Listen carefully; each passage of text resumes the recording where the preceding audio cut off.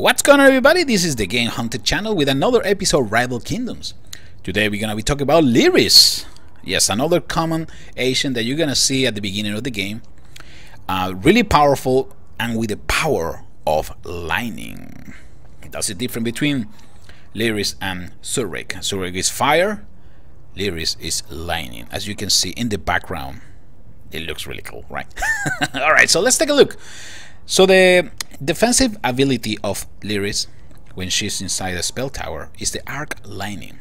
Radiate 50 to 100 damage over 1 second to enemies in close range. Okay, one more time, those numbers, they don't really they change if you keep engaging or upgrading your Asian. Okay, right now Lyris is just level 5, but I'm sure right now my Arc Lightning is probably level 2.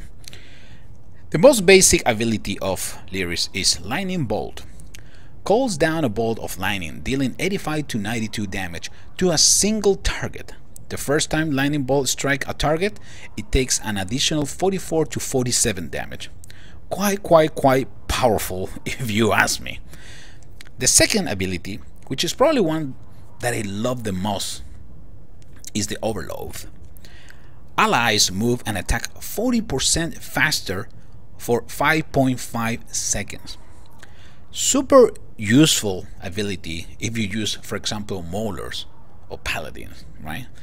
Especially Maulers. Maulers are really slow, so if you can overload those Maulers and increase their speed and attack in 40%, oof, chances are your enemy is gonna hate you. And the ultimate attack is the Unstable Current. Blast a target for 155 to 162 damage, a nearby structure by 44 to 47 damage. If destroyed within 20 seconds, the spell is recast on a nearby target for no cost. Okay, so if the Unstable Current is targeting one building and that building is destroyed before the 20 seconds, you can recast this powerful spell. Really cool, right? Lyris is amazing. For Lyris, you need those lightning primus, and also, see right now I got some lightning primus, or you can use the regular or plain primus in order to engage Lyris. Alright, so let's put Lyris to the test. Let's go to the battlefield. Alright, here we go. Lyris, are you ready? Well, because we are. Let's see what we can do in this attack. Let's try to use some Maulers, because I just want to show you the overload, how cool it is. So we're gonna change some troops. We're gonna get 2 Expo, and we're gonna get 2 Maulers. Perfect. Okay, so now let's start from the beginning. What can we do in here? We can easily deploy our dragon outside. I'm not gonna talk about the dragon in this episode, so you might need to wait for another one. So now, by doing this, I'm gonna get some extra mana. That mana is something that Lyris can use really well. Alright, so one portal is down, and we still have Forbell completely out of range of everything. So I can actually gonna wait for a few seconds. I'm gonna wait for Forbell to get inside the base, and if it's possible, we can destroy one of those portals. Once we have the portals inside, Lyris might have, probably we're gonna have the second ability Overload ready. Then it's the time for the Maulers to get deployed. Alright, Forbell is getting, yes, it's gonna start engaging one of those portals. Once that the portal is down, we're gonna have enough mana to call Overload and deploy those Maulers, and things are gonna get really interesting. Are we ready? Almost. Go! Maulers are down. Overloaded there. Look at those guys moving now. They're moving super fast, destroying everything on their path. Very powerful combo. Gonna play those Expos inside also. You can probably call a lightning if it's necessary. You can probably call a lightning to strike the stronghold. That might help us. Forbell, you can help us to probably throw some of the, there you go, some of the defensive buildings. We're gonna do it one more time. There you go. You can probably use the lightning one more time. Forbell one more time can cover the attack of these Expos.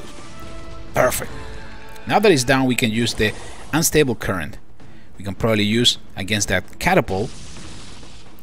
So that catapult, chances are it's gonna go down. Well, I don't have motor unit at this point, but if that catapult got destroyed in 20 seconds, let me see if I can use the lightning. Is the lightning on time? Almost. I was so close. It's all close. If I was able to destroy the catapult, the unstable current might go to the nearby building. Super powerful ability. Alright, let's go do another attack. Epic victory. Here we go. Lyris one more time. Let's see if we can try something different this time. I'm gonna probably use a big wow. There's a lot of portal outside the enemy stronghold, which is good for us, of course, because we can charge Lyris quite fast. And let's change our troops this time. We're gonna put some Expo. Gonna put one Mauler and one Paladin. Probably the Mauler can get changed. There you go. No, we're gonna use probably the soldiers in there, Paladins in there. Perfect. So we're gonna start the attack with Forvel. Forvel is gonna destroy those portals. This is part of the strategy. The dragons are more powerful than what you think. Trust me. Super powerful units. If I can destroy something inside, I can easily deploy my Paladin and my foot soldiers to start engaging the enemy. So we're gonna put,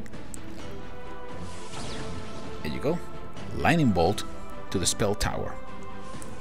Hopefully, chances are that we're gonna be able to destroy the building quite fast. In a few more seconds, we're gonna deploy our soldiers and our Paladin to bring down this portal, and we're gonna try to save some of the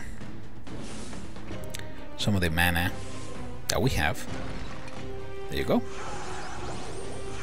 And Forvel is gonna put all those turrets to rest for a few seconds. Perfect.